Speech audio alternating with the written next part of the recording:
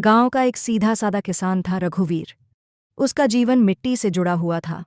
फटे पुराने कपड़े, धूप में तपा चेहरा, पर आंखों में सपना था एक दिन उसका बेटा पढ़ लिख कर बड़ा आदमी बनेगा। रघुवीर का खेत छोटा था, बारिश का कोई भरोसा नहीं, लेकिन उसकी मेहनत कभी कम नहीं हुई।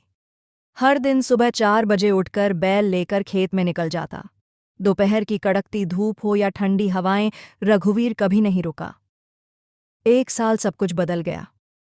बरसात नहीं हुई, खेत सूख गए, फसल बर्बाद हो गई, घर में खाना खत्म, पैसे खत्म। गांव के लोग कहने लगे, अब छोड़ खेती, शहर जा, मजदूरी कर। रघुवीर मुस्कराया और बोला, जब बीज वक्त पर न फूटे तो हम खेत नहीं छोड़ते, इंतजार करते हैं, भरोसा करते हैं। उसने अपने बैल बेच दिए ताकि खेत की मिट्टी को उपजाऊ बना सके। खुद भूखा रहा, पर बीज संभाले रखे। अगले साल बादल आए। पहली बारिश की बूंदें जैसे आसमान से आशीर्वाद बनकर गिरीं। खेतों में हरियाली लौट आई। रघुवीर के खेतों में फसल लहराने लगी। पूरे गांव में सबसे अच्छी पैदावार उसी के खेतों में हुई। अब गांव वाले उससे सलाह लेने आने लगे।